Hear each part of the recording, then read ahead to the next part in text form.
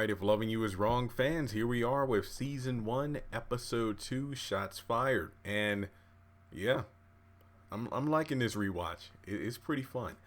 We start up where we left off, kind of like, at the last episode. I believe the ending was Alex telling Brad, who was shocked that she was pregnant. And well, we got Alex checking through her notebook in the restroom, kind of looking over the different dates to see who the father of the baby is. Now, I did like this scene because during the scene where Alex is looking at the calendar dates, just trying to put two and two together, we got these kind of, inserted flashbacks of, her and Randall doing the nasty in the shed. And I wish that Tyler Perry would have done more of this in the shows rather than just, rarely kind of having flashback scenes like that. But it is disappointing because, well, we know that it's episode 2. And Alex is trying to piece together who the father of the baby is. But then you flash forward to the very last episode and we never find out. Oh boy. So Randall actually gives her a phone call. I think she quickly answers it and says, "Hey, stop calling me. We just dodged a massive bullet. Leave me alone." So I think she's referencing, when Marcy almost caught him in the shed at the beginning of the last episode, episode 1. Now, then we get to the theme song, and I'm sorry, I forgot to say that if you have just a moment, go ahead and give this video a thumbs up. Comment your thoughts on episode 2 of season 1. Follow me on social media. Links are in the description below. Hit that subscribe button and the bell notification icon. That way you don't miss out whenever I do new content. Now, my Haves and Have Not episode 1 did pretty well, over 2,000 hits. If Loving You Was Wrong, last time I checked, let me check the views real quick. Give me 1 second. Yeah, the Haves and Have Nots is almost at 2,500 views. If Loving You Is Wrong, only 730. So I know it was only the first episode review, but if you really want me to do more of Loving You Is Wrong, you got to show it. So, I mean, I'll probably give it like the first 10 episodes, but if Loving You Is Wrong videos don't get at least like 1,500 views, then I'm probably just going to do Have and Have Not rewatches instead of Have and Have Not and If Loving You Is Wrong. Just throwing that out there. All right, so in any case, Brad is looking up the rates of, whether or not vasectomies can fail. And Peter and Paisley, it was incredible to see how small they were when the show first started up. They say that, hey, Mr. Randall is here, and they let him in. Turns out it's Saturday, so it's the big day for the baseball game in the park for the kids. And, Randall's just checking in with Brad just to see if everything's okay. In a very smug move, he grabs a mug out of the cabinet to get some coffee, the one that says "I love Alex" on the front.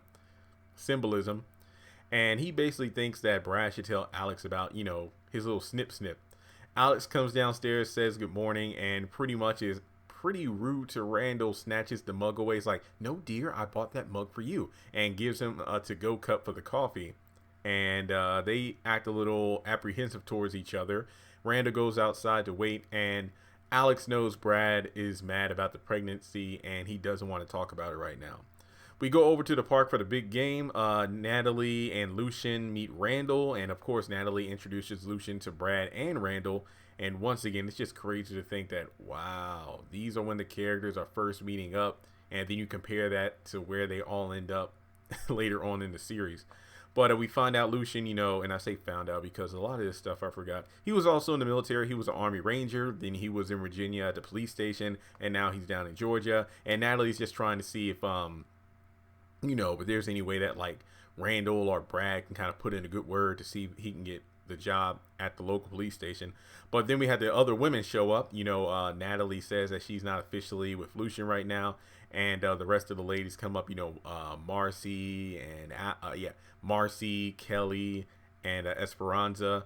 Eddie comes up, snatches Esperanza away, and they go behind the school bus. But Natalie doesn't seem too comfortable with leaving Esperanza alone. Lucian's coming off the bus with some of the supplies and basically helps because Eddie is roughing up Esperanza because she took, he did research. "Oh, you took some vacation time off from work, huh? Because you're messing around with that guy." Natalie jumps in.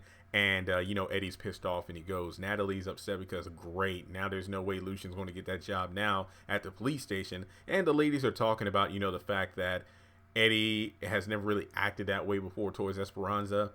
And she brings up the whole situation about the man she's seeing now, Julius. And she's been keeping it a secret. They've been seeing each other for about 3 months. Natalie doesn't mince words by basically saying, look, what Ray, Andrew, Will, Arnold, basically Esperanza's track record of being with these no good thugs, and Julius might be another one in that line. So they basically go over to what could potentially become Kelly's new home because Marcy's showing it.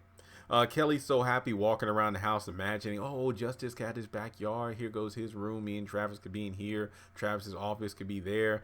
And basically she's seeing the potential in what could be her new home. And it's sad to think that there's this happy moment where she's seeing this home. But of course we know that in those walls, there's going to be bloodshed, tears shed, secrets revealed. A lot of drama is going to go down in this beautiful home, sadly. But they basically talk about how, hey, this is a small town. A lot of people are moving away from big cities. There's about 25,000 people in this Maxine. So why not get the house? So she gives Travis a call about the house, and a woman answers the phone, and I forgot her name.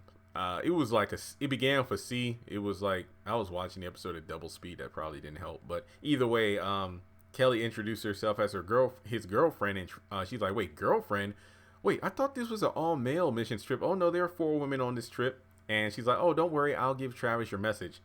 And Kelly's a bit suspicious, but either way, she's like, you know what, I'm going to get the house. But as Kelly is on the phone, Alex is kind of confronted by Natalie and Esperanza about the fact that, yes, I'm pregnant, but Brad is upset because he didn't want any more kids. But honestly, that's not why Brad is upset. Alex doesn't know that he had a vasectomy, so obviously Brad is like, this bitch is cheating on me. Marcy tells Kelly about, the good news, bad news, like, hey, there's like a 5-day window where we can get you approval on the house. I mean, we have another person who's trying to offer, but if you sign now, we can get you moved in within 5 days. So Kelly signs. Then we go over to, I believe it's Alex's house. Like all the kids are in the backyard. This is like after the big game. All the adults are there too with their kids having a good time. They're all having fun. But of course, drama ensues as Alex is, kind of approached by Randall, who's asking like, so why you been avoiding me? And Alex isn't trying to make small talk, especially in the midst of everyone being around them. You got Eddie coming up who's telling Randall go outside, but tells Alex, be careful around that one. And we have just a nice little family moment between Ed and Alex. Like, you don't like anyone. I like Brad. That's only one. I like Eddie. Oh, yeah, that's 2. And she walks off.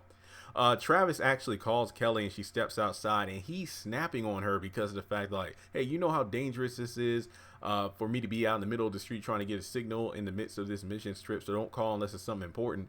And she's like, upset because it has something to do with the house. But unbeknownst to her, obviously she's mad. He's mad because more than likely the young lady who answered the phone, who he is with, said, hey, how can this woman call saying that she's your girlfriend? What's going on? So I'm guessing that Travis and his sweet thing from Haiti are, in a bit of a bind because Kelly called and now he's taking it out on her. Natalie actually goes to tell Alex that Marcy's upside in one of the kids' rooms. Well, yeah, Natalie tells Alex upstairs Marcy seems to be upset in one of the kids' rooms. Alex goes up there and Marcy's breaking down because she's upset that the fact that her and Randall have been trying over and over again to have kids, but she hasn't been able to have it. She feels like she isn't fulfilling her duties as a wife. She sees how well Randall is with the kids downstairs and at the park, and she's just hoping that she can do what's best for her own marriage. And, Alex comforts her and she goes to the restroom to fix her makeup.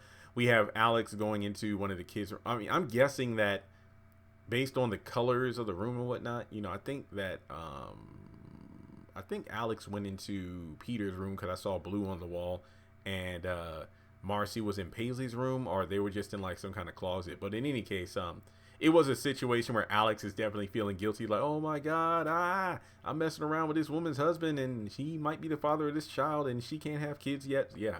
But then we get to the end of the party. Everybody's saying their goodbyes.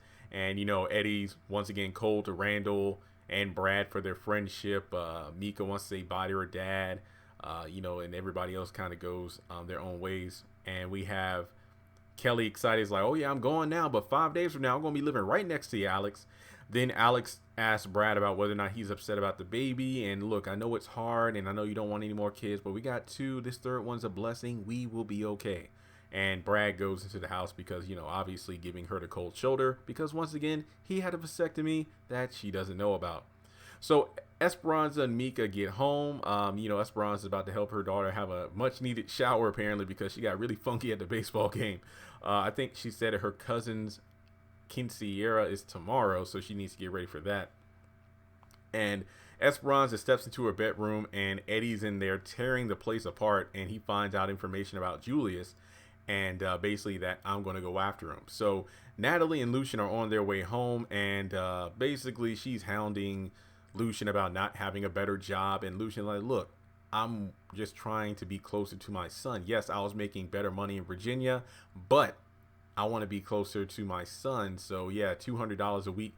She's like, $200 a week isn't enough for me. And it's like, well, dang, at least I'm trying to help, unlike the fathers of the other kids you got. And right, yeah, I forgot how much. I mean, yeah, Natalie and Lucian butted heads a lot in the later seasons, season 4 and 5. But my gosh, I forgot how much they really came to blows in the first episodes, man. I swear, because she's this strong, independent woman. But at the same time, it's like, it's not that I'm trying to be a superwoman because I want to be. It's because I have to be. That was a good line.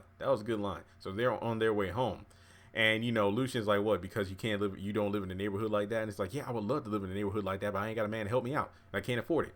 So we get to the final scene. Esperanza calls Julius to warn him about Eddie coming after him. But Julius is like, wait, he's a cop? What precinct? 9th? Oh, that doesn't matter because those cops don't come after me. And Esperanza's like, wait, what do you mean those cops don't come after you? So Esperanza gets off the line with Julius. Eddie actually calls her. Eddie pulls Julius over, says, wait, put the weapon out of your hand. What weapon, sir? And then shoots him in the leg and then waits in the cop car. And Esperanza's listening. And that's the end of episode 2. This was a pretty solid episode. Shots fired, obviously. So I think that I'll give this episode, it was a pretty good episode. I think some of the issues, Kelly just jumping into the deep end before confirming with Travis that, she just assumed Travis is going to propose. She assumed Travis would be jumping in with her to get the house. And, that wasn't too smart. I did like the Alex scenes with Brad, Eddie, and Randall. They were all very good. I am pissed off about the whole baby daddy foreshadowing. But, of course, we know we never find out who the baby daddy is. We get more in tune with like what Marcy's shortcomings are as a wife, at least what she feels. So I'm going to give this episode a 9 out of 10. I think this is a pretty solid episode, a little bit better than the first episode actually. So if you would like to donate to the channel, feel free to do so on PayPal, Cash App, or you can hit me up on Patreon by joining for $1 a month.